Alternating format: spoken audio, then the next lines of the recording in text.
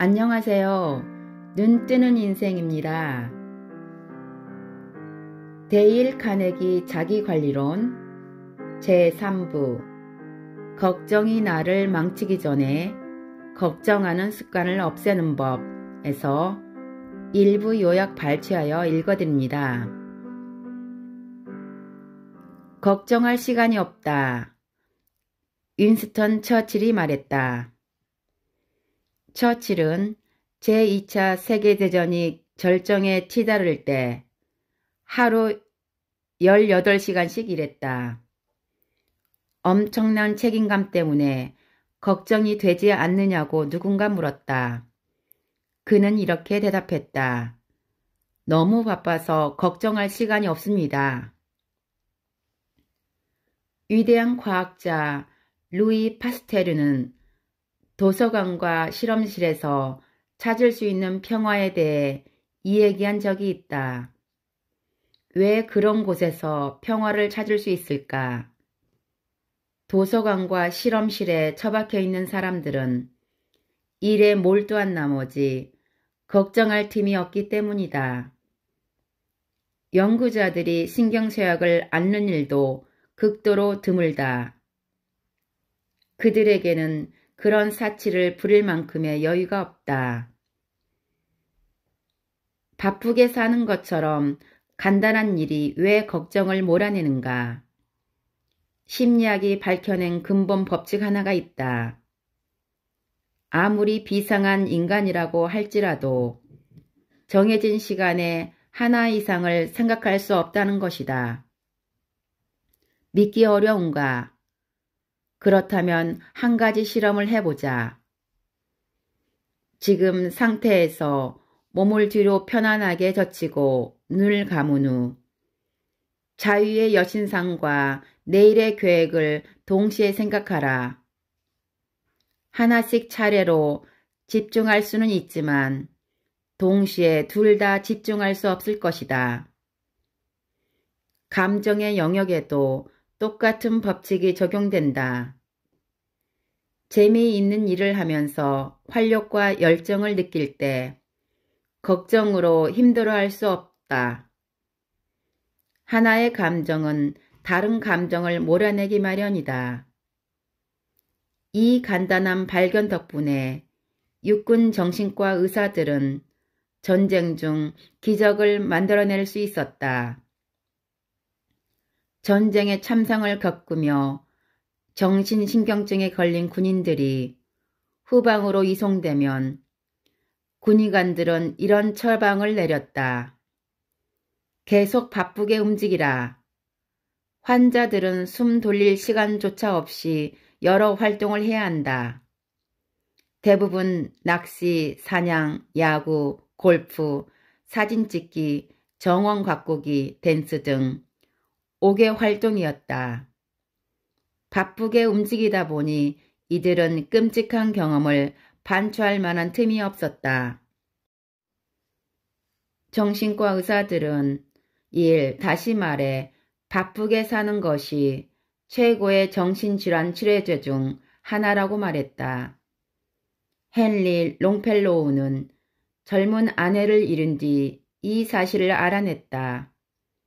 하루는 아내가 편지를 봉인하려고 밀랍을 촛불에 붙이다가 옷에 불이 붙어 옮겼다.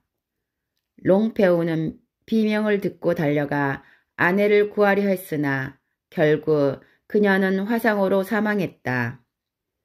한동안 그는 끔찍한 기억에서 벗어나지 못해 괴로워했다. 하지만 그에게는 돌봐야 할 새 아이가 있었다. 그는 슬픔을 무릅쓰고 아이들의 아빠이자 엄마 역할을 해나갔다. 아이들과 산책을 하고 이야기를 들려주며 함께 놀았다. 이렇듯 바쁘게 지내는 동안 슬픔을 잃고 마음의 평화를 되찾게 되었다. 대부분의 사람은 코를 쳐박고 열심히 일하거나 자신에게 맡겨진 일을 할 때 행동에 몰두하는 것이 어렵지 않다. 하지만 일을 마치고 난 뒤의 시간이 위험하다. 여가를 즐겨도 되는 자유시간, 가장 행복에 겨울 법한 그 시간에 걱정이라는 이름의 음울한 악마가 우리를 공격한다. 그때 우리는 내가 잘 살고 있는 것인지 아무런 발전 없이 같은 자리를 맴도는 것이 아닌지, 오늘 상사가 한 말에 어떤 의미가 있는지, 혹은 이러다가 대머리가 되는 것은 아닌지 걱정하기 시작한다. 바쁘지 않을 때 우리의 정신은 진공 상태에 가깝다. 물리학을 공부했다면 자연은 진공 상태를 싫어한다 라는 말을 알 것이다. 우리 주변에서 진공 상태에 가장 가까운 것은 백열전구의 내부 정도다.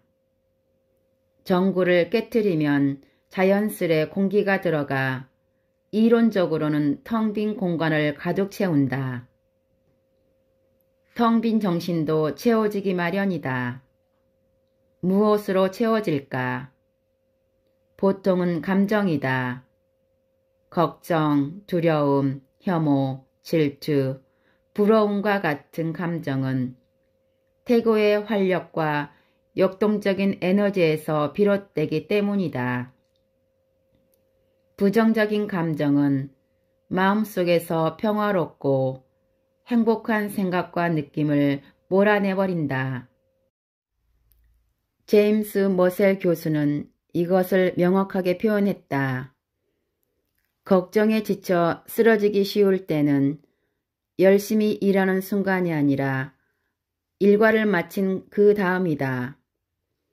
그때가 되면 우리의 상상력은 천망지축 날뛰고 터무니없는 공상을 떠올리게 하며 사소한 실수를 과장해서 보여준다.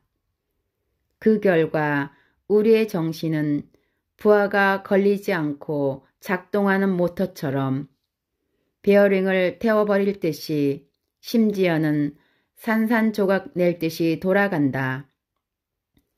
걱정을 치료하는 방법은 건설적인 일에 몰두하는 것이다. 조지 버나드 쇼의 말이 옳았다. 비참해지는 비결은 자신이 행복한지 아닌지에 대해 고민할 여유를 갖는 것이다. 굳이 그런 고민을 할 필요가 있을까? 소매를 걷어붙이고 열심히 움직이라. 그러면 피가 돌기 시작하고 정신이 번쩍 날 것이다. 머지않아 몸속에 긍정적인 활력이 치솟으면서 걱정을 몰아낼 것이다. 바쁘게 일하고 그 상태를 유지하라. 가장 저렴하면서도 효과 높은 약이 바로 이것이다. 우리는 종종 인생의 커다란 재난에는 용감히 맞서지만 사소한 문제들, 성가신 골칫거리들 앞에서는 쉽게 쓰러진다. 세뮤얼 피프스의 일기에는 런던에서 해리 베인 경이 참수를 당하는 장면이 실려 있다. 처형대에 올라간 해리 경은 목숨을 구걸하지 않았다. 다만 목에 난 종기를 건드리지 말라달라고 사형 집행인에게 요청했을 따름이었다. 버드 제독이 남극의 끔찍한 추위와 어둠 속에서 발견했던 것도 그와 같다. 그의 부하들은 유형과 역경을 비롯해 영하 27도가 넘는 추위를 불평 없이 견뎌냈지만 사소한 일 때문에 서로 다투었다. 어떤 사람은 동료가 자신보다 더 많은 공간을 쓴다고 생각해서 그에게 말도 걸지 않았습니다. 배고플 때만 음식을 먹어야 한다고 생각하면서 엄숙한 표정으로 28번을 씹은 다음에야 음식을 삼키는 감식주의자들과 함께 식사하지 않으려는 사람도 있었습니다. 극지방의 기지에서는 이런 사소한 일이 훈련을 제대로 받은 사람도 광적인 상태로 몰아넣습니다. 여기에다 결혼 생활에서도 사소한 일이 사람들을 미칠 지경으로 만들고 세상 고통의 절반을 만들어낸다라고 덧붙여도 좋을 듯하다. 적어도 전문가들은 이렇게 말한다. 예를 들어 4만 건의 이혼 소송을 조정한 시카고의 조셉 사바스 판사는 불행한 결혼 생활의 밑바닥에는 사소한 일들이 있다라고 말했다. 뉴욕 카운티의 프랭크 호건 검사도 이렇게 말했다. 형사소송의 절반은 사소한 일에서 비롯됩니다. 술집에서 허세 부르기, 가족 사이의 말다툼, 모욕적인 말, 험담, 무례한 행동처럼 사소한 일이 폭력과 살인으로 이어집니다. 잔인하고 부당한 취급을 못 견뎌서 중범죄를 저지르는 경우는 드뭅니다. 세상 고통의 절반은 자존감에 작은 생채기가 나거나 수모를 당하거나 허영심이 무너지는 것에서 비롯됩니다. 잘 알려진 법원이 있다. 법은 사소한 일에 관여하지 않는다. 걱정에 빠진 사람이 마음의 평안을 얻고 싶다면 마땅히 그렇게 해야 한다. 대부분의 경우 사소한 일에 대한 걱정을 극복하려면 관점의 변화를 주어야 한다. 즉, 새롭고 긍정적인 관점을 가져보는 것이다. 영국 수상 벤저민 디즐레일은 사소한 일에 신경 쓰기에는 인생이 너무 짧다라고 말했다. 프랑스 소설가 앙드레 모루아는 디스 위크라는 잡지에서 이렇게 말했다. 디즐레일리의 말은 제가 수없이 겪었던 고통스러운 경험을 극복하도록 도와주었습니다. 우리는 무시하고 잊어버려야 할 사소한 일 때문에 속상해합니다. 이 땅에서 고작 몇십 년을 살다 갈 뿐인데 머지않아 잊어버리게 될 걱정이나 하면서 소중한 시간을 낭비합니다. 그러지 말고 가치 있는 행동과 감정, 원대한 사고, 진정한 사랑, 오래도록 남을 일에 삶을 바쳐야 합니다. 사소한 일 따위에 신경 쓰기에는 삶이 너무나 짧으니까요. 어릴 때 나는 미주리주 농장에서 자랐다. 하루는 어머니를 도와 체리씨를 바르다가 갑자기 울음을 터뜨렸다. 어머니가 데일, 대체 왜 우는 거니? 라고 물어보시자 나는 훌쩍이며 말했다. 산채로 땅에 묻힐까봐 무서워요. 그 시절에 나는 걱정이 많았다. 폭풍우가 몰아치면 벼락을 맞아 죽을까봐, 형편이 어려워지면 굶주릴까봐 벌벌 떨었다. 죽어서 지옥에 가면 어쩌나 걱정하기도 했다. 세월이 흐르면서 어린 시절 내가 걱정했던 문제들 중 99%는 실제로 일어나지 않는다는 사실을 조금씩 알게 되었다. 걱정으로 노심초사하는 대신 평균의 법칙을 적용하여 자신의 걱정이 정당한지 따져본다면 걱정거리의 90%를 즉시 줄일 수 있다. 미국 역사상 인디언과 벌인 전투에서 가장 혁혁한 전과를 올린 조지 크룩 장군은 자신의 자서전에서 인디언들이 가진 걱정과 불행의 대부분은 실제가 아니라 상상에서 비롯되었다라고 말했다. 엘 스미스가 뉴욕 주지사였을 때 정적들의 공격을 받으면 이렇게 대답하는 것을 들었다. 기록을 살펴봅시다. 기록을 살펴봅시다. 그런 다음 사실을 제시했다. 앞으로 어떤 일 때문에 걱정을 하게 된다면 그의 현명한 조언을 따르기로 하자. 기록을 살펴보고 우리를 안절부절하게 못하게 만드는 그러한 근거가 있는지 따져보는 것이다. 프레더릭 마스테드는 무덤에 누워 죽음을 기다리는 것처럼 두려운 상황에서 이런 방법을 사용했다. 기록을 살펴봅시다. 스스로에게 자문하라. 평균의 법칙에 따르면 내가 걱정하고 있는 일이 일어날 가능성은 얼마나 되는가? 어린 시절의 일이다. 어느 날 미주리주 북서부의 낡고 버려진 헛간 다락에서 친구들과 놀고 있었다. 다락에서 내려오다가 창턱에 발을 딛고 뛰어내렸는데 왼손 집게가락에 낀 반지가 못에 걸리는 바람에 결국 손가락이 잘리고 말았다. 나는 너무너무 무서워서 비명을 질렀다. 틀림없이 죽을 거라고 생각했다. 하지만 상처가 나은 다음에는 한순간도 걱정해 본 적이 없다. 그래봐야 무슨 소용이 있겠는가. 피할 수 없는 일이라면 받아들이기로 한 것이다. 지금은 왼손에 손가락이 4개뿐이라는 사실을 까맣게 잊고 살아간다. 한 달에 한 번 정도 생각이 날까 말까다. 어쩔 수 없는 상황에 처하면 우리는 놀라울 만큼 빠르게 적응하고 심지어 상황 자체를 잃어버린다.